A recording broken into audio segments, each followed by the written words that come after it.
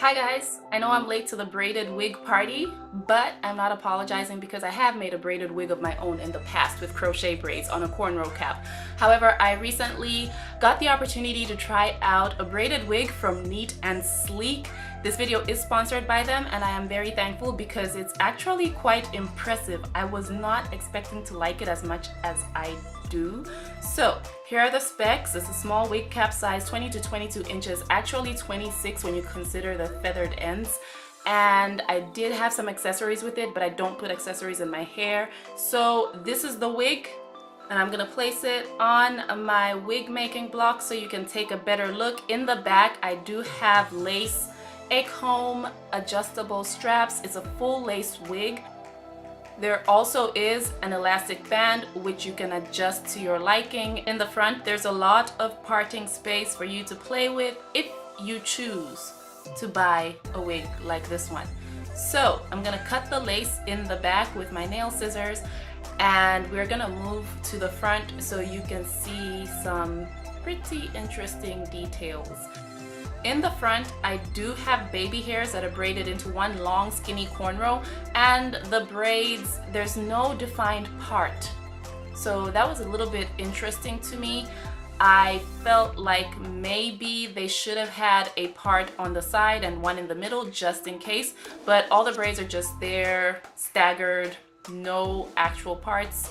So you won't have a straight clean part on any given point. At least I haven't seen one.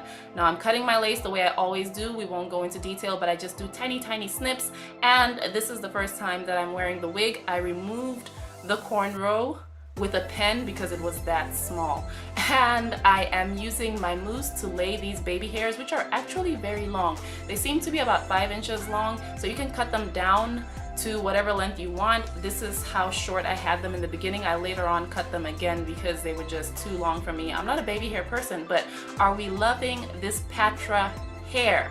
Sound off in the comments and let me know, but this installation is going to be glueless, and I'll show you guys with Got2B Glued. I chose to first show you guys what I always do with my units, which is put 2 twists, one on each side, and then join them together in the back, usually with a bobby pin, sometimes with a scrunchie, just depends on how I feel. That's my go-to hairstyle with braids because it's very simple, and with the wig that I made in the past, that's what it was like. This hair does smack my butt. It is long. It's like 24 to 26 in reality in inches. So here we are a few days later, me wearing the unit with Got2B Glued, something I don't want to do because I'm dealing with braids, and I just feel like when you use these types of products, you shorten the wig's lifespan, and I don't want to do that because you might end up tugging on a braid and ripping some lace, and I was very scared of that. That's why I didn't want to use Got2B Glued, but we're gonna do this for the Got2B Glued wearers, and I'm applying it like edge control but with a flat brush, going back and then pressing down and using a blow dryer. This takes a while, like a minute, and I alternate between low heat and cool so that way I don't burn myself, and I make sure I can feel it tightening.